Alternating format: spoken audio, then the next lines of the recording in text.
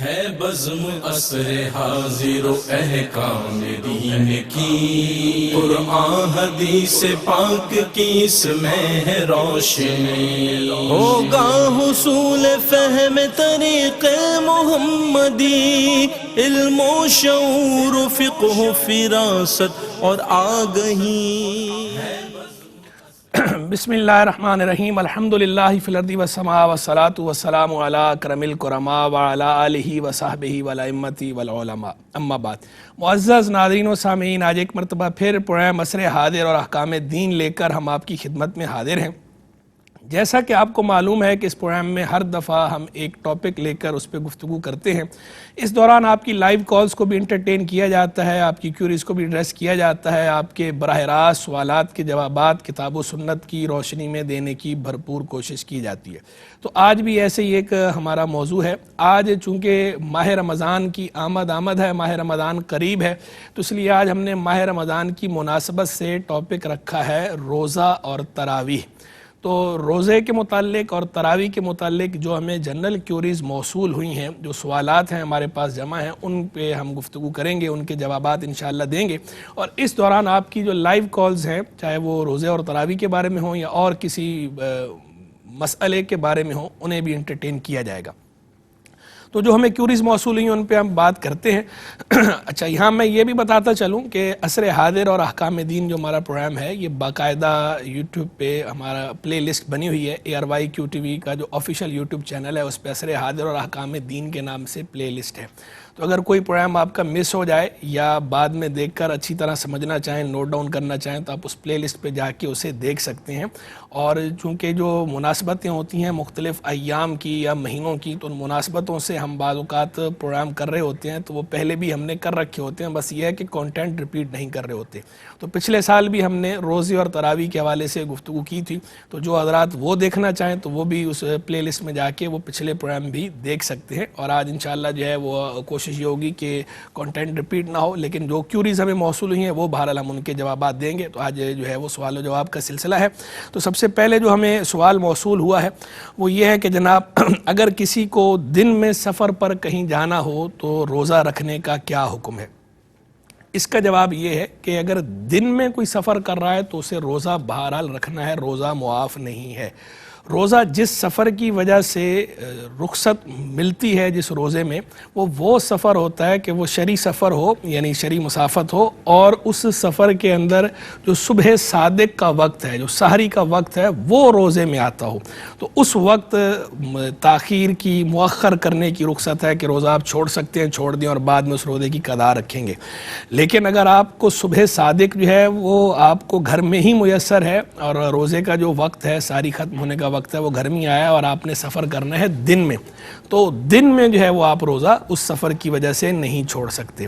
جس سفر کی وجہ سے روزہ چھوڑنے کی رخصت ہے وہ وہی سفر ہے جس میں صبح صادق کا وقت، یعنی وہ جو سحری ختم ہونے والا جو وقت ہوتا ہے وہ والا وقت اور سے پہلے کا وہ سفر کے اندر آ رہا ہو تو آپ کو رخصت ہے۔ تو اگر آپ کا اتنا طویل سفر ہے کہ اگلے دن میں آپ نے سفر کیا اور اگلے دن کی جو صبح صادق ہے وہ بھی آپ کو سفر میں ہی گزری، تو اس صورت میں آپ کو اگلے دن کا روزہ چھوڑنے کی رخصت ہوگی۔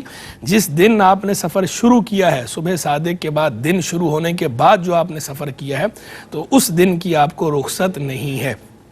پھر یہ جو رخصت ہے، یہ رخصت بھی شریعت کی طرف سے یہ آپشنل ہے۔ قرآن مجید فرقان حمید کے اندر جیسا کہ بیان ہوا نا، فَمَنْ كَانَ مِنْكُمْ مَرِيضًا أَوْ عَلَىٰ سَفَرٍ فَعِدَّةٌ مِّنْ أَيَّامٍ أُخَرَ، تو تم میں سے جو مریض ہو، بیمار ہو یا سفر پر ہو تو پھر دیگر دنوں میں وہ روزے رکھ لے۔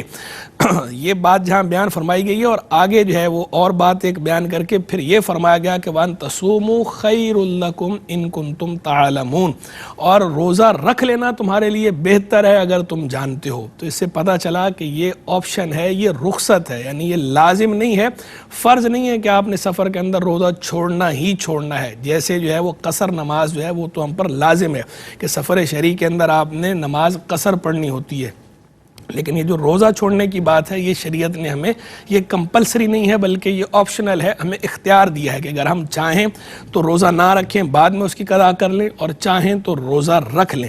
اور بہتر اسی کو قرار دیا گیا کہ بندہ اس میں روزہ رکھ لے تو بہتر ہے, کیونکہ ایک تو زندگی موت کا کوئی بھروسہ نہیں, اور دوسری بات یہ ہے کہ رمضان کا مہینہ بہرحال رمضان کا مہینہ ہے, تو رمضان کے مہینے میں جو روزہ رکھا جائے اس کے جو اجر ہے اس کی الگ ہی بات ہے. تو اگرچہ ٹھیک ہے بعد میں آپ اس کی قضا کر لیں گے, لیکن وہ جو ماہ رمضان کا جو اجر ہے وہ ماہ رمضان کا اجر ہے, جو ماہ رمضان کی برکت ہے وہ بہرحال ماہ رمضان کی برکت ہے. غیر رمضان میں وہ برکت وہ رحمت نہیں ہوتی جو برکت جو رحمت خاص ماہ رمضان میں ہوتی ہے. تو رمضان کی اپنی ایک اہمیت, افادیت, سگنیفیکینس, امپورٹنس ہے, تو اس کو سمجھنا چاہیے. اور ویسے بھی سفر آج کل آسان ہوتے ہیں, تو جو روزہ رکھنا چاہے تو وہ روزہ رکھ لے, بہتر یہ ہے کہ رکھ لے. باقی ٹھیک ہے کہ جس کو جو ہے وہ صبح صادق سفر کے اندر آ رہی ہے اور وہ اسے شریعت نے رخصت دی اور وہ شریعت کی رخصت اویل کرنا چاہے تو ٹھیک ہے, وہ شریعت کی رخصت بھی اویل کر سکتا ہے. لیکن یہاں یہ بھی خوب ذہن نشین رہے کہ وہ رخصت اویل کرنی ہے, وہ رخصت ہے بعد میں اس کی قضا بہرحال رکھنی ہوتی ہے. یعنی ایسا نہیں ہے کہ روزہ سرے سے ہی معاف کر دیا گیا ہے. جو بعض لوگ یہ سمجھتے ہیں نا کہ سفر میں روزہ سرے سے معاف ہے, تو سرے سے معاف نہیں ہے, بلکہ یہ ہے کہ روزہ مؤخر کرنے کی آپ کو رخصت مل گئی ہے کہ اگر آپ چاہیں تو روزہ اب رکھ لیں, چاہیں تو بعد میں اس روزے کی قضا کر لیں. یہ نہیں کہ روزہ سرے سے ہی معاف ہو گیا کہ آپ کہیں کہ جناب سفر میں روزہ رکھنا ہی نہیں ہے اور اس کے بعد اس کی قضا بھی نہیں ہے, ایسا نہیں ہے. قضا بعد میں بہرحال رکھنی ہوگی اگر آپ نے سفر میں روزہ چھوڑا. تو امید ہے بات سمجھ میں آ گئی ہوگی. یہ بات ہو گئی سفر کے حوالے سے. شری سفر کی بات ہے, شری سفر کا بھی بتا دوں کہ تقریباً 92 کلومیٹرز جو مسافت ہے اس کو ہم جو ہے وہ شری سفر شمار کرتے ہیں, اور 15 دن سے کم کی جو ہے وہ نیت ہو بندے کی جانے کی تو وہ سفر کہلاتا ہے. 15 دن سے اگر زائد ہو جائے تو پھر وہ سفر نہیں ہے. جو جانا ہے, جو بیچ کا ٹینیور ہے وہ سفر ہوگا, لیکن آگے ایک بندے نے رکنا ہے اگر 15 دن سے زائد, تو اس صورت میں وہاں جو رکنے کی مدت ہے وہ سفر میں شمار نہیں ہوتی. پھر جو ہے وہ ایک بھائی نے یہ سوال پوچھا ہم سے کہ جناب بچے جو ہیں, بچوں کو روزہ رکھوانے کا کیا حکم ہے, کہ بچوں کو جو چھوٹے بچے ہوتے ہیں ان کو ہم نابالغ بچے, کیا ان کو بھی روزہ رکھوانا ضروری ہے یا نہیں؟ اس کا جواب یہ ہے کہ جس طرح نماز کا حکم ہے نا, روزے کا بھی وہی حکم ہے. نماز اور روزے کا حکم ایک جیسا ہے, سیم ہے. یعنی جس طرح نماز کے اندر یہ ہے کہ آپ بچہ 7 سال کا ہو جائے تو اسے نماز پڑھنے کا حکم دینا ہوتا ہے, اور اگر 10 سال کا ہو جائے اور پھر بھی نماز نہ پڑھے تو پھر تادیبی کارروائی بھی کرنی ہوتی ہے. تادیبی کارروائی کر کے اسے نماز بہرحال پڑھوائیں. تو سیم یہی حکم روزے کا ہے کہ اگر بچہ 7 سال کا ہو جائے, بچہ یا بچی, اور اس میں روزہ رکھنے کی طاقت ہو تو پھر اسے روزہ رکھنے کا حکم دیا جائے گا. اور 10 سال کا بچہ یا بچی ہو جائے اور پھر بھی روزہ نہ رکھیں تو پھر تادیبی کارروائی کی بھی اجازت ہے, لیکن بہرحال روزہ رکھوایا جائے گا. اور ویسے یہ اچھی بات ہوتی ہے کہ بچہ جو ہے وہ اگر نابالغ ہے اور 7 سال یا 7 سال سے پہلے بھی اگر اس کے اندر اتنی طاقت ہے کہ وہ روزہ رکھ سکتا ہے تو بچوں کو روزہ رکھوانا چاہیے, اور تاکہ انہیں ابھی سے عادت پڑے روزے رکھنے کی. ورنہ بعض اوقات ماں باپ جو ہے وہ سستی کرتے ہیں اس معاملے میں اور کہتے ہیں بچہ ہے بڑا ہو جائے گا تو خود ہی سمجھ جائے گا, خود ہی رکھ لے گا. کرتے کرتے پورا ٹینیور ان کا نابالغی والا وہ اسی طرح گزار دیتے ہیں کہ انہیں نہ نماز کا بولتے ہیں نہ روزے کا کہتے ہیں. تو اب ہوتا یہ ہے کہ جب بچہ بالغ ہو جاتا ہے تو بالغ ہونے کے بعد بھی اب پھر وہ اس بات کو سنجیدہ نہیں لیتا, اور بالغ ہونے کے بعد بھی کہہ رہا ہوتا ہے کہ روزے سے وہ جو ہے وہ جی چراتا ہے, جان چھڑاتا ہے, نماز سے جی چراتا ہے, جان چھڑاتا ہے. تو بہرحال ماں باپ کو بھی اس معاملے کو سنجیدہ لینا چاہیے اور انہیں بچپن سے ہی روزے کی, نماز کی عادت ڈالنی چاہیے اور اس کی اہمیت ان کے ذہن نشین کروانی چاہیے. ماں باپ سے بہرحال سوال ہوگا بچوں کی اچھی تربیت کے بارے میں, اور اچھی تربیت کے اندر یہ بنیادی باتیں تو بہرحال شامل ہیں کہ یہ عبادات کے بارے میں انہیں بتانا, نماز روزے کی تعلیم دینا, تلقین کرنا, اس کی اہمیت ان کے ذہن میں بٹھانا, یہ بھی بہرحال ماں باپ کی ذمہ داری ہے, ریسپانسبلٹی ہے. تو اس کے بارے میں بھی سوال ہوگا, تو لہذا ماں باپ کو اس معاملے کو اتنا ہلکا نہیں لینا چاہیے, بہت ہلکا ٹریٹ نہیں کرنا چاہیے. یہاں پر ایک کالر ہے, شامل کرتے ہیں. السلام علیکم. وعلیکم السلام مولانا صاحب, میں کاشی مختار بول رہا ہوں پاک پتن شریف سے. جی فرمائیے. مولانا صاحب یہ پوچھ رہا تھا, میں 2 تسبیح کرتا ہوں اب, یا حیو یا قیوم برحمت کا استغیث, یہ بھی صحیح ہے جی, اور استغفر اللہ پڑھتا رہتا ہوں. تو ایک آدمی کہا تھا کل استغفار پڑھا کرو جی. ٹھیک ہے. اور مجھے کوئی اچھا سا وظیفہ بتائے, میں جاب پہ دوبارہ ہو جاؤں, محتاجی سے بن جاؤں, محتاجی سے بننے سے بن. ٹھیک ہے.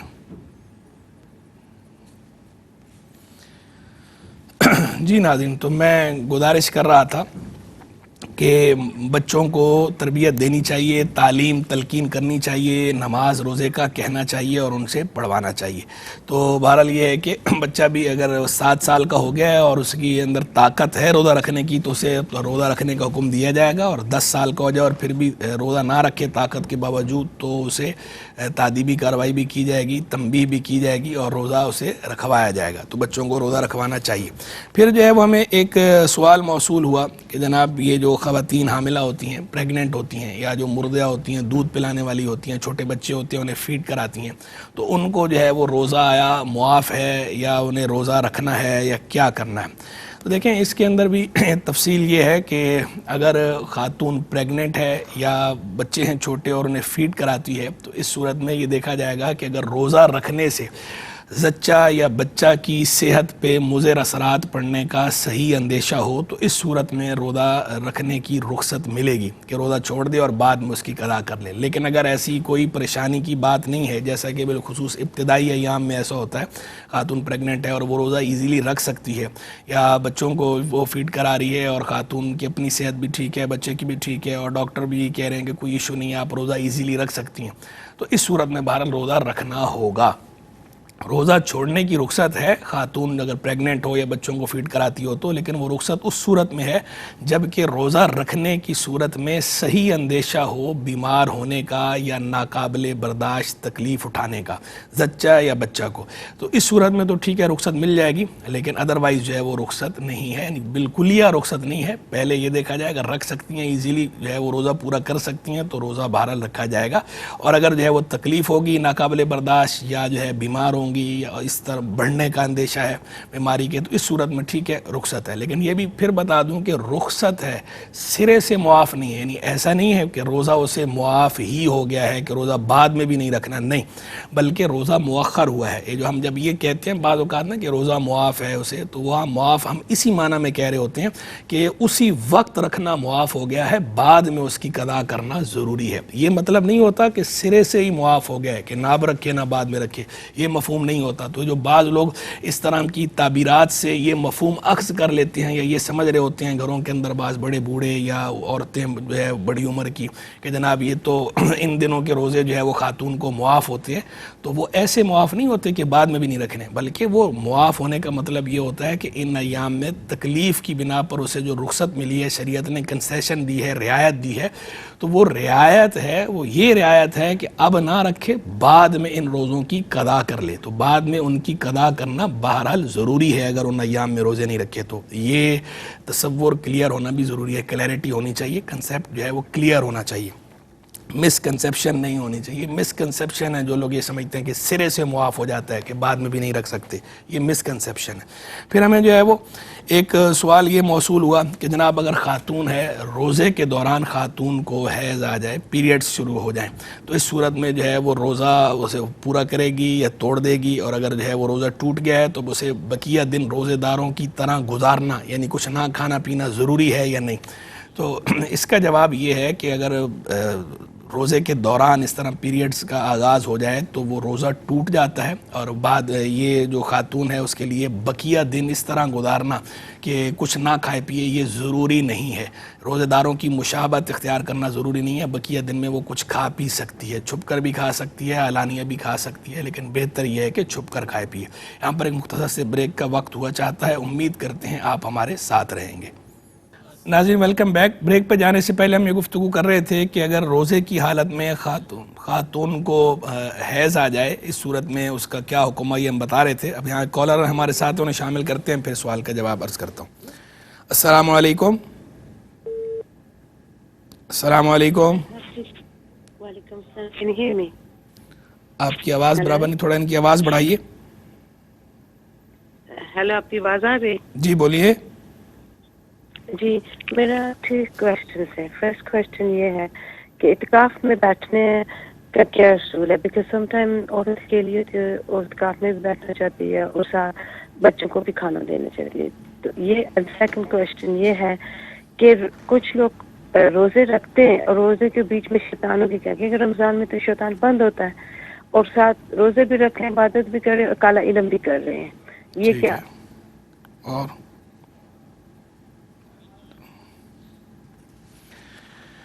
جی ناظرین، تو میں گزارش کر رہا تھا کہ اگر روزے کی حالت میں ہمیں سوال موصول ہوا کہ خاتون کو اگر حیض آ جائے، پیریڈ شروع ہو جائے، مینسز، تو اس صورت میں جو ہے وہ روزے کا کیا حکم ہوتا ہے؟ تو اس صورت میں حکم یہ ہے کہ روزہ تو ٹوٹ جاتا ہے اور بعد میں اس روزے کی قضا بہرحال لازم ہوتی ہے۔ اب بقیہ دن روزے داروں کی مشابہت اختیار کرنا خاتون کے لیے ضروری نہیں ہوتا، یعنی وہ چاہے تو کھا پی سکتی ہے، علانیہ بھی کھا پی سکتی ہے اور پوشیدہ چھپ کر بھی کھا پی سکتی ہے، لیکن بہتر یہ ہے کہ چھپ کر کھائے پیے۔ لیکن بہرحال بقیہ دن میں اسے روزے داروں کی مشابہت اختیار کرتے ہوئے بھوکا پیاسا رہنا ضروری نہیں ہے، لیکن یہ جو روزہ ٹوٹا ہے اس روزے کی قضا بعد میں بہرحال وہ خاتون کرے گی۔ پھر اس کے بعد ہمیں ایک کیوری یہ موصول ہوئی کہ جناب روزے کے اندر انجیکشن لگوانا جو ہے اس کا کیا حکم ہے، آیا اس سے روزہ ٹوٹتا ہے یا نہیں ٹوٹتا؟ دیکھیں انجیکشن کے بارے میں اکثر کیوریز موصول ہوتی رہتی ہیں اور ہم اکثر بتاتے رہتے ہیں کہ انجیکشن کے بارے میں علماء کرام کے مابین اختلاف ہے، چونکہ یہ ایک جدید مسئلہ ہے اور اجتہادی مسئلہ ہے، ضنی مسئلہ ہے، تو اس میں علماء کرام کی آراء باہم مختلف ہیں۔ بعض حضرات علماء کی رائے یہ ہے کہ روزے میں انجیکشن لگوانے سے روزہ ٹوٹ جاتا ہے، بعض حضرات علماء کی رائے یہ ہے کہ روزے میں انجیکشن لگوانے سے روزہ نہیں ٹوٹتا، اور بعض حضرات علماء انجیکشن کی صورت میں فرق کرتے ہیں کہ وہ انجیکشن کس میں لگوایا جا رہا ہے، رگ میں لگوایا جا رہا ہے یا گوشت میں، پٹھے میں لگوایا جا رہا ہے۔ تو ایک صورت کو مفسد صوم کہتے ہیں، دوسری کو مفسد صوم نہیں کہتے۔ ہمارے ساتھ کالر شامل کرتے ہیں، پھر بقیہ بات عرض کرتا ہوں۔ السلام علیکم۔ وعلیکم السلام ورحمۃ اللہ، جناب کیسے ہیں آپ؟ خیریت سے؟ الحمدللہ جی، فرمائیے۔ جی میں ایک مسئلہ پوچھنا ہے کہ جیسے گھروں میں عام کمیٹیاں ڈلی ہوتی ہیں، تو اگر مثال کے طور پہ میری کمیٹی نکلتی ہے 60-70 ہزار روپے کی، اور میرا بھائی کوئی کہہ دیتا ہے کہ آپ مجھ سے کوئی 10 روپے لے معاوضہ اور مجھے یہ کمیٹی دے دیں، ٹھیک ہے؟ جب میری کمیٹی نکلے گی تو آپ بغیر کوئی کٹوتی کے وہ مجھے پیسے، آپ اپنی کمیٹی رکھ لیجئے گا، میرے والے جو نکلے گی، تو وہ جو میں 10,000 روپے یا کچھ پیسے لوں گا ایکسٹرا، وہ کس زمرے میں آئیں گے؟ ٹھیک ہے۔ اور السلام علیکم، ایک اور کالر ہے۔ ہلو جی، السلام علیکم۔ وعلیکم السلام سر، میری سوال سنیں آپ نے؟ فرمائیے۔ ہاں جی، ایک تو مجھے یہ پوچھنا ہے کہ میرا گھر ہے تو اس کا جو رینٹ آتا ہے مجھے، تو اس کے پورے گھر پہ زکوٰۃ بنتی ہے، صرف رینٹ پہ ہی زکوٰۃ بنتی ہے؟ ٹھیک ہے۔ اور دوسرا مجھے یہ پوچھنا ہے کہ جو یہ ہم درود پاک پڑھتے ہیں، جو جی ایک تو درود ابراہیم، دوسرا آواز بڑھائیے ان کی۔ آواز آ رہی ہے؟ جی بولیے، درود ابراہیمی کیا؟ درود ابراہیم پڑھتے ہیں، اس کے علاوہ اگر ہم چلتے پھرتے صلی اللہ علیہ وآلہ۔ ٹھیک ہے، عرض کرتا ہوں۔ اور کالر ہیں؟ جی ناظرین، تو میں گزارش کر رہا تھا روزے میں انجیکشن کے حوالے سے کہ روزے میں انجیکشن لگوانا کیسا ہے، تو میں عرض کر رہا تھا کہ اس معاملے میں علماء کرام کی آراء میں اختلاف ہے۔ بعض حضرات علماء کا موقف یہ ہے کہ روزے میں انجیکشن لگوانا مطلقاً مفسد صوم ہے، یعنی اس سے روزہ ٹوٹ جاتا ہے۔ بعض حضرات علماء کی رائے یہ ہے کہ وہ پٹھے میں اور یعنی گوشت میں جو انجیکشن لگتا ہے پٹھے میں، اس میں، اور جو رگ میں لگتا ہے، وین میں لگتا ہے، اس میں وہ فرق کرتے ہیں۔ ایک صورت کو کہتے ہیں روزہ ٹوٹ گیا، دوسری سے کہتے ہیں روزہ نہیں ٹوٹا، جبکہ بعض حضرات علماء جو ہے وہ کہتے ہیں انجیکشن سے روزہ نہیں ٹوٹتا۔ اکثر جو علماء کرام ہیں ان کا موقف یہ ہے کہ اس سے روزہ نہیں ٹوٹتا، اور ہمارے نزدیک بھی مفتہ بھی یہی ہے، ہم بھی اسی پر فتویٰ دیتے ہیں، اور اس میں ہمارے جو اکابر علماء تھے، اجلہ علماء، ان کا موقف بھی یہی ہے، جیسا کہ شہزادہ اعلیٰ حضرت حضور مفتی اعظم ہند علامہ مصطفیٰ رضا خان نوری رحمہ اللہ، اس طرح فقیہ اعظم علامہ نور اللہ نعیمی بصیر پوری رحمہ اللہ، اس طرح مفتی اعظم پاکستان مفتی عبدالقیوم ہزاروی رحمہ اللہ، ان حضرات علماء کی رائے، اسی طرح نائب فقیہ، نائب مفتی اعظم ہند، فقیہ اعظم ہند، شارح بخاری مفتی شریف الحق امجدی رحمہ اللہ، ان حضرات علماء کی رائے یہ ہے، ان کا فتویٰ یہ ہے کہ انجیکشن لگوانے سے روزہ نہیں ٹوٹتا، اور ہمارا فتویٰ بھی یہی ہے، ہم بھی اسی پر فتویٰ دیتے ہیں کہ انجیکشن لگوانے سے روزہ نہیں ٹوٹتا۔ تاہم چونکہ اس میں علماء کا اختلاف ہے تو اس لیے حتی الامکان بچنا چاہیے، لیکن اگر کوئی لگوا لیتا ہے انجیکشن مجبوری کی بنا پر روزے میں، تو اس مجبوری کی بنا پر انجیکشن لگوانے کی رخصت ہے اور روزہ نہیں ٹوٹے گا۔ اور جو اس طرح کے اجتہادی مسائل ہوتے ہیں ان میں توسع ہوتا ہے، وسعت ہوتی ہے، پہلے بھی کئی بار عرض کر چکا ہوں. تو لہذا اس میں جو جن علماء کرام پر اعتماد کرتے ہیں وہ ان کی رائے پر عمل کر سکتے ہیں، لیکن دوسروں پہ طعن و تشنیع نہیں کرنا چاہیے. جن معزز علماء کی رائے یہ ہے کہ اس سے روزہ ٹوٹ جاتا ہے وہ بھی اپنی جگہ لائق احترام ہے اور قابل قدر ہے، ان کی تعظیم تکریم بہرحال کی جائے گی، اور طعن و تشنیع ان پہ کرنا یا ان کے فالوورز پہ کرنا یہ بھی درست نہیں ہے. تاہم ہمارے نزدیک بہرحال مسئلہ یہ ہے کہ انجیکشن لگوانے سے روزہ نہیں ٹوٹتا. ایک کالر ہے، شامل کرتے ہیں. السلام علیکم. وعلیکم السلام ورحمۃ اللہ وبرکاتہ. جی فرمائیے. مفتی صاحب میں ضلع ٹک سے اختر اتاری اسکر ہوں. میرا ایک سوال تھا. سوال یہ ہے مفتی صاحب، جو یوٹیوب پہ چینل بنے ہوتے ہیں، مونیٹائز ہوتے ہیں، تو ان کا شرم کیا حکم، اس کی جو کمائی ہوتی ہے جائز ہے یا جائز ہے؟ ٹھیک ہے. اور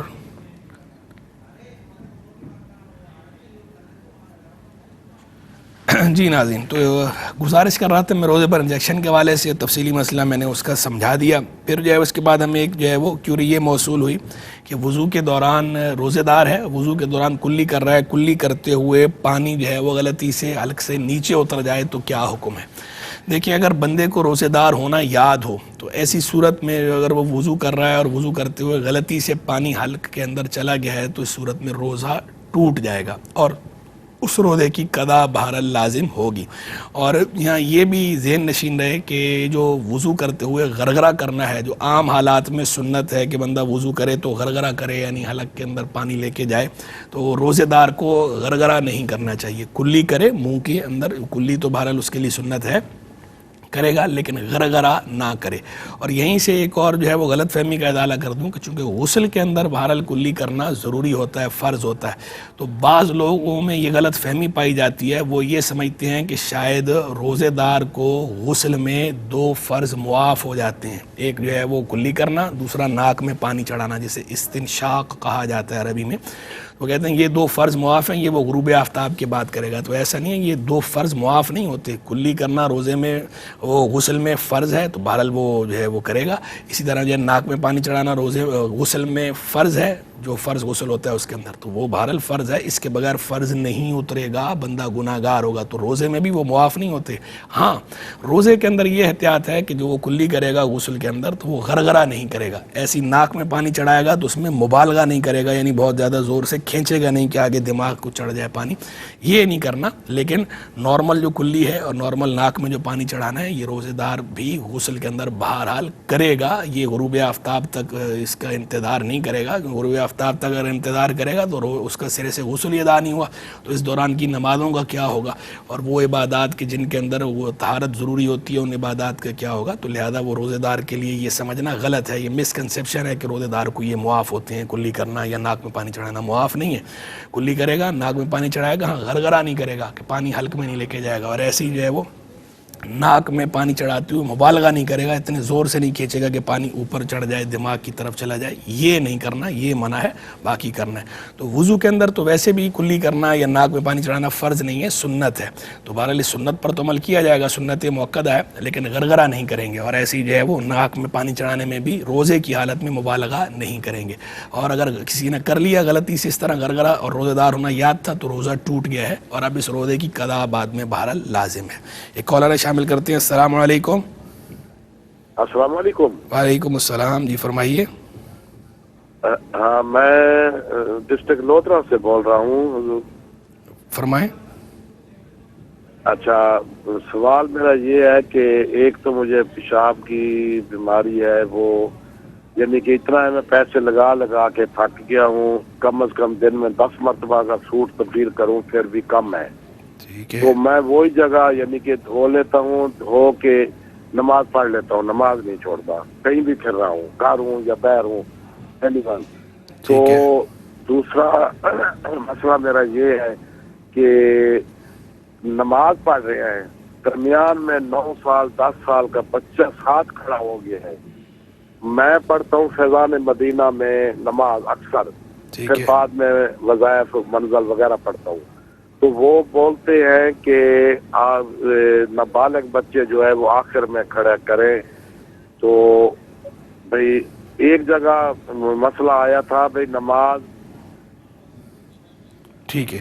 ایک اور کالر ہے. السلام علیکم.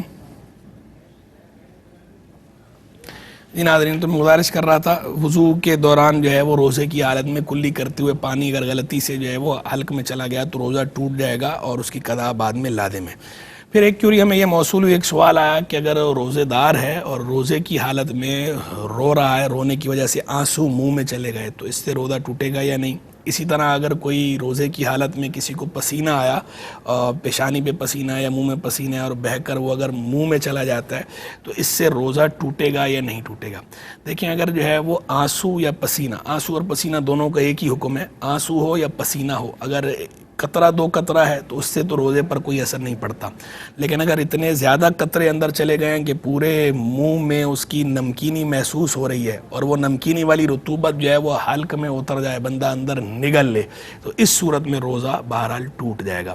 آنسو ہو یا پسینہ ہو، دونوں کا حکم ایک ہی ہے، یعنی قطرہ دو قطرہ معاف ہے، لیکن بہت زیادہ ہو گئے اور نمکینی منہ میں محسوس ہو رہی ہے اور وہ، لیکن صرف محسوس ہونے سے روزہ نہیں ٹوٹے گا، وہ جو نمکینی والی رطوبت اب منہ میں ہے اسے اگر بندہ حلق سے نگل لے گا تو ٹوٹ جائے گا، تو لہذا اسے تھوک دے، سپٹ کرے، نگلے نہیں، اگر نگل لے گا تو اسے روزہ ٹوٹ جائے گا۔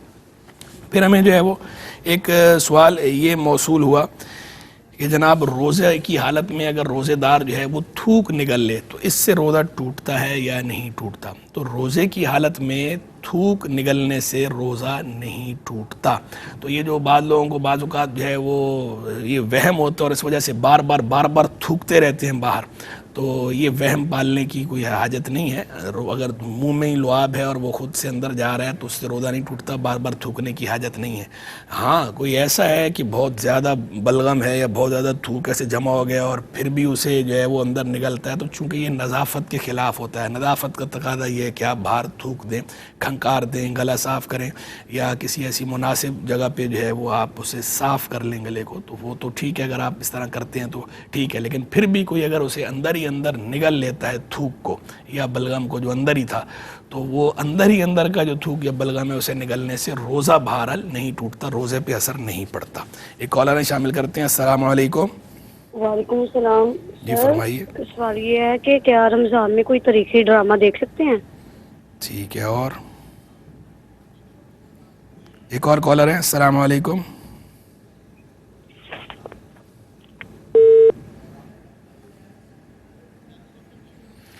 یہاں پہ مختصر سے بریک کا وقت ہوا چاہتا ہے، امید کرتے ہیں آپ ہمارے ساتھ رہیں گے۔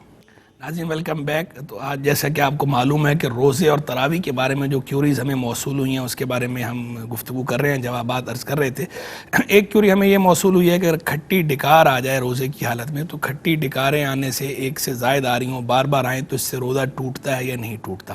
تو کھٹی ڈکاریں آنے سے روزہ نہیں ٹوٹتا، اور کھٹی ڈکار کی وجہ سے منہ کے اندر ہی جو پانی بن جاتا ہے اور تھوڑا سا اس کا ذائقہ بھی الگ ہوتا ہے، اور وہ اگر پانی منہ کے اندر ہی ہے اور اندر ہی اندر اسے دوبارہ بندہ نگل لیتا ہے تو اس سے بھی روزہ نہیں ٹوٹتا۔ کھٹی ڈکاریں آنے سے روزہ ٹوٹنے کا کوئی تعلق نہیں ہے۔ تراویح کے بارے میں بھی کچھ کیوریز ہمیں موصول ہوئی ہیں، ان پہ بھی جو ہے وہ گفتگو کرتے ہیں۔ ایک سوال تراویح کے بارے میں ہمیں یہ موصول ہوا کہ جناب کیا تراویح کی نماز جماعت سے پڑھنا ضروری ہے؟ اس کا جواب یہ ہے کہ تراویح کی نماز کی جو جماعت ہے یہ سنت مؤکدہ علی الکفایہ ہے، یعنی چند لوگ بھی شامل ہو گئے تو ٹھیک ہے، سب کی طرف سے جو ہے وہ ادا ہو جائے گی، اور سب کا اس جماعت میں شریک ہونا ضروری نہیں ہے۔ تاہم بہتر یہ ہے کہ بندہ جماعت میں شریک ہو، جماعت سے تراویح کی نماز پڑھے تاکہ مجمع مسلمین کی، جماعت مسلمین کی برکتیں حاصل ہوں۔ لیکن انفرادی بھی کوئی تراویح پڑھتا ہے تو اپنی جگہ درست ہے، تراویح ہو جاتی ہے، بلا کراہت ہو جاتی ہے، انفرادی تراویح بھی پڑھ سکتے ہیں، اور تراویح خود پڑھنا بھی سنت مؤکدہ ہے، یعنی تراویح چھوڑنے کی عادت نہیں بنانی چاہیے۔ کبھی کبھار کسی عذر کی وجہ سے تراویح چھوٹ جائے تو الگ بات ہے، لیکن کوئی اگر عادت بنا لے کہ تراویح سرے سے پڑھے ہی نہ، روزے رکھ رہا ہے اور تراویح سرے سے ہی نہیں پڑھ رہا، تو عادت بنانا یہ جو ہے چونکہ سنت مؤکدہ ہے، اور سنت مؤکدہ کا ترک اصاعت ہوتا ہے، اور بار بار ایسا کیا جائے تو یہ مکروہ تحریمی ہوتا ہے، یعنی ناجائز و گناہ ہوتا ہے۔ تو کوئی اگر تراویح چھوڑنے کی عادت بنا لے تو اس صورت میں گناہ گار ہوگا، تو تراویح چھوڑنا نہیں چاہیے۔ عذر ہو تو الگ بات ہے، کبھی کبھار چھٹ گئی، لیکن عادت نہ بنائے اس کو اور تراویح ضرور پڑھے۔ اور اگر مسجد کی جماعت میں شریک ہو تو کیا ہی بات ہے، نور علی نور ہے، لیکن اگر مسجد کی جماعت میں شریک نہیں ہو پایا کسی وجہ سے تو خود پڑھ لے، چھوڑے نہیں، تراویح بہرحال پڑھے ضرور، انفرادی پڑھے یا جماعت سے پڑھے۔ پھر ایک کیوری میں یہ موصول ہوئی، ایک سوال آیا، بھائی نے پوچھا کہ اگر کوئی انفرادی تراویح کی نماز ادا کر رہا ہو تو وقفے سے 20 رکعتیں پڑھ سکتا ہے؟ یعنی بجائے اکٹھی پڑھنے کے 4 رکعتیں پڑھی ہیں، تھوڑا کوئی اور کام کر لیا، پھر تھوڑی دیر کے بعد 4 رکعتیں پڑھ لی، پھر کوئی اور کام کر لیا، اس طرح کر سکتے ہیں یا نہیں کر سکتے؟ کر سکتے ہیں۔ اکٹھی 20 رکعتیں پڑھنا ایک ہی مجلس میں یہ ضروری نہیں ہے۔ 4 رکعتوں کے بعد ترویہ جو ہوتا ہے وہ ترویہ ہوتا ہی اس لیے ہے کہ بندہ اس کے اندر راحت لے لے، یعنی کوئی اور کام کرنا چاہے کر لے، بعد میں پڑھ لے باقی 4، پھر وہ تھوڑا وقفہ کر لے، پھر 4 پڑھ لے، پھر وقفہ کر لے، اس کی اجازت ہے، کر سکتے ہیں۔ 2 رکعتوں کے بعد بھی وقفہ کیا جا سکتا ہے، لیکن بہتر یہ ہے کہ 4 رکعتوں کے بعد وقفہ کیا جائے تاکہ ترویہ ہو جائے، بہتر صورت یہ ہے۔ تو اس طرح کیا جا سکتا ہے، تراویح آپ وقفے سے بھی پڑھ سکتے ہیں۔ پھر جو ہے وہ ایک بہن نے جو ہے وہ سوال پوچھا تھا کہ تراویح کی، یہ بلکہ بھائی کا سوال تھا کہ تراویح کی کچھ رکعتیں نکل جائیں تو کیا حکم ہے؟ مسجد میں پہنچے اور تراویح پہلے سے ہی ہو رہی تھی، اب ہم جو ہے وہ کیا کریں؟ تو اس صورت میں حکم یہ ہے کہ آپ اگر آپ نے فرض نماز پڑھ لی ہے تو پھر تو آپ شامل ہو جائیں تراویح میں، اور جو بقیہ رکعتیں آپ کی رہ گئی ہیں وہ آپ بعد میں پڑھ لیں۔ اور اگر آپ نے سرے سے فرض اس کے پھر جو ہے وہ ایک سوال پوچھا کہ جناب کیا تراویح کے لیے عشاء کی نماز جماعت سے پڑھنے والا جو ہے وہ وتر بھی جماعت سے پڑھے گا؟ تو ٹھیک ہے، جو عشاء کی نماز جس نے جماعت سے پڑھی ہے، تراویح بھی جماعت سے پڑھی ہے، تو وتر بھی جماعت سے پڑھ لے۔ لیکن اگر کوئی جماعت سے وتر نہیں پڑھتا تو الگ سے بھی وتر پڑھ سکتا ہے، لیکن جو ہے بہتر یہ ہے کہ چونکہ اس نے نماز جو ہے وہ عشاء کے فرض جو ہے وہ جماعت سے پڑھے ہیں، تراویح بھی جماعت سے پڑھی ہے، تو بہتر یہ ہے کہ وتر بھی جماعت سے پڑھ لے، بلا وجہ مسلمانوں کی جماعت سے علیحدہ نہ ہو۔ یہاں ناظرین اب جو ہے وہ میں تراویح اور روزے دونوں کے بارے میں ایک کتاب کا مختصر تعارف کرا دیتا ہوں۔ ایک کتاب ہے، بڑے ہی مشہور فقیہ ہیں مخدوم محمد ہاشم ٹھٹوی رحمہ اللہ، ان کی کتاب ہے مظہر الانوار فی احکام الصیام علی المذہب الحنفیہ۔ یہ کتاب جناب مظہر الانوار کے نام سے مخدوم ہاشم ٹھٹوی رحمہ اللہ نے تالیف فرمائی ہے۔ روزے کے بارے میں یہ انسائکلوپیڈیا ہے، یعنی روزے سے متعلقہ جتنے مسائل ہیں ان سب کو انہوں نے اس کے اندر کور کیا ہے، ایڈریس کیا ہے، بڑے ہی اچھے انداز میں، شاندار انداز پہ انہوں نے یہ کتاب لکھی ہے، مظہر الانوار فی احکام الصیام، مظہر الانوار فی احکام الصیام، مخدوم محمد ہاشم ٹھٹوی رحمہ اللہ۔ یہ ہمارے برصغیر پاک و ہند کے بڑے مشہور فقیہ گزرے ہیں، اور یہ کتاب عالم عرب سے شائع ہوئی ہے، بڑی زبردست کتاب ہے ان کی۔ مخدوم ہاشم ٹھٹوی رحمہ اللہ متوفی 1174 سنہ ہجریہ، اور ان کے بارے میں الگ سے بھی ہم نے سرمایہ اسلاف کا پروگرام کیا ہوا ہے۔ اسی طرح تراویح کے بارے میں کتاب ہے ضوء المصابیح فی صلاۃ التراویح، یہ علامہ علی بن عبدالکافی سبکی رحمہ اللہ متوفی 756 سنہ ہجریہ، اور دوسری کتاب ہے کتاب صلاۃ التراویح، امام حسام الدین عمر بن عبدالعزیز بن عمر بن مازہ صدر شہید رحمہ اللہ متوفی 536 سنہ ہجریہ، زبردست شاندار کتاب۔ یہ دونوں کتابیں ایک ساتھ لگی ہوئی ہیں، دونوں کے نام باری باری جو ہے دیے ہوئے ہیں۔ اوپر والی جو کتاب ہے ضوء المصابیح، یہ فقہ شافعی کے مطابق لکھی گئی ہے، جو نیچے والی کتاب ہے کتاب صلاۃ التراویح، یہ فقہ حنفی کے مطابق لکھی گئی ہے۔ تو حنفی فقہ اور شافعی فقہ دونوں کے اعتبار سے شاندار انداز میں زبردست کتابیں ہیں، دونوں لائق مطالعہ ہیں، پڑھنی چاہیے۔ اب جو ہے وہ ہم جو کالرز نے ہم سے سوالات پوچھے ہیں ان کی طرف آ جاتے ہیں، جو آج کے کالرز ہیں۔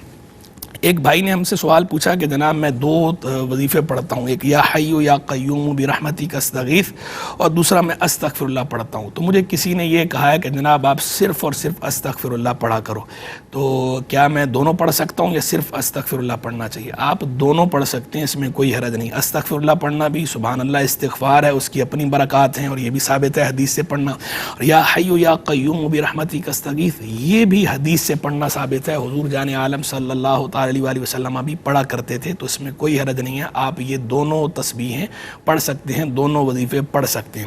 اور رہ گئی بات یہ کہ آپ نے کہا کہ کوئی ایسا وظیفہ بھی ساتھ میں بتا دیں کہ جس سے میری جو ہے پریشانی حل ہو جائے، میرے جو کاروباری یا روزگار کے معاملات ہیں، مسائل ہیں، وہ حل ہو جائیں، تو آپ یا غنی یا مغنی کی تسبیح پڑھا کریں، ورد میں رکھا کریں کثرت سے، یا غنی یا مغنی، جب بھی پڑھنا ہے والآخر درود شریف کے ساتھ پڑھنا ہے، تو انشاءاللہ امید ہے رب کی رحمت سے کہ آپ کے یہ مسائل حل ہو جائیں گے۔ پھر جو ہے وہ ایک بہن نے سوال پوچھا کہ اعتکاف میں جو ہے خاتون اگر بیٹھتی ہے تو اس کو شوق ہے خاتون کو بیٹھنے کا، لیکن چھوٹے بچے بھی ہیں تو کھانا وغیرہ پکانے کا کوئی انتظام اور نہیں ہے، خود پکانا ہوتا ہے، تو کیا کرے صورت میں؟ خاتون اگر اعتکاف بیٹھنا چاہتی ہے گھر کے اندر بہت اچھی بات ہے، بیٹھ سکتی ہیں۔ گھر کے اندر ایک حصہ جو ہے وہ کوئی کمرہ یا کمرے کا کوئی حصہ نماز کے لیے خاتون مختص کر لے، جسے مسجد البیت کہا جاتا ہے، اور اس حصے میں خاتون اعتکاف بیٹھ سکتی ہے، اور اس حصے سے بغیر شرعی یا طبعی ضرورت کے باہر نکلنا درست نہیں ہوتا۔ لیکن چونکہ جو کھانا پکانا ہے اس کے اندر یہ رعایت خاتون کے لیے ہے کہ اگر اور کوئی کام کرنے والی میسر نہیں ہے، گھر کے اندر کوئی اور کھانا پکانے والی نہیں ہے اور باہر سے بھی نہیں لے سکتے بار بار، یا اتنی گنجائش نہیں ہے، تو اس صورت میں صرف کھانا پکانے کے لیے تو اتنی دیر بوقت ضرورت بقدر ضرورت خاتون کچن میں جا کے پکا کے دوبارہ آ جائے تو اس کی اجازت ہے، اس کی گنجائش ہے۔ پھر جو ہے وہ ایک خاتون نے پوچھا سوال کہ رمضان میں شیطان بند ہوتا ہے، پھر بھی جناب ہم دیکھتے ہیں کہ بعض لوگ کالا علم کر رہے ہوتے ہیں، تو یہ ایسا کیسا ہے؟ پہلی بات تو یہ ہے کہ خود سے بدگمانی نہیں کرنی چاہیے، ہو سکتا ہے کہ آپ یہ سمجھ رہی ہوں کہ یہ کالا علم کر رہا ہے یا کرواتا ہے اور وہ کالا علم نہ کرتا ہو، ایک بات۔ دوسری بات یہ ہے کہ رمضان میں شیطان جو بند ہوتا ہے کی بات ہے، شیطان بند ہوتا ہے یہ الگ بات ہے، بندے کا نفس تو بندے کے ساتھ ہے ہی صحیح نا، اور شیاطین جکڑ دیے جاتے ہیں، اس کا ذکر جو ہے وہ حدیث کے اندر بہرحال ہوا ہے۔ لیکن یہ بات کہ آیا تمام ہی جن بند ہو جاتے ہیں رمضان کے اندر، تو یہ بات بہرحال تنقیح طلب ہے کہ تمام جن بند ہوتے ہیں یا نہیں بند ہوتے، سرکش جنوں کی بات ہو رہی ہے۔ اور بندے کا اپنا نفس جو ہے، برائی بندہ جو کرتا ہے جس طرح شیطان کے بہکانے سے کرتا ہے، تو ایسی اپنے نفس کے اغوا سے بھی کرتا ہے، نفس کے بہکانے سے بھی کرتا ہے۔ تو صرف شیطان ہی رول پلے نہیں کرتا، نفس بھی بندے کا رول پلے کر رہا ہوتا ہے۔ تو چونکہ رمضان میں جہاں یہ بات ہے شیاطین جکڑے جانے کی، تو وہ شیاطین جکڑے جانے کی بات ہے، نفس تو ہر بندے کے ساتھ ہے ہی صحیح نا، تو وہ اپنے نفس کے بہکانے سے گناہ کر رہا ہوتا ہے۔ تو اللہ تبارک و تعالیٰ میں توفیق دے سب کو گناہ چھوڑنے کی۔ اور پھر جو ہے وہ ایک سوال جو ہے وہ کمیٹی کے بارے میں ایک سوال ہوا تھا، جو اس کے بارے میں اب پروگرام کا چونکہ وقت ختم ہو گیا، انشاءاللہ اگلے پروگرام کے اندر جو ہے یہ کمیٹی والے سوال کا جواب انشاءاللہ دیں گے۔ اللہ تبارک و تعالیٰ ہمارا آپ کا سب کا حامی و ناصر ہو، وآخر دعوانا ان الحمدللہ رب العالمین۔ ہے بزم عصر حاضر و احکام دین کی، قرآن حدیث پاک کی اس میں ہے روشنی، ہوگا حصول فہم طریق محمدی، علم و شعور و فقہ و فراست اور آگہی، ہے بزم عصر حاضر و احکام دین کی، قرآن حدیث پاک کی اس میں ہے روشنی۔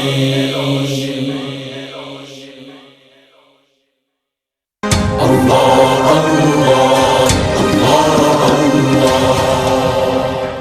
رب جعلنی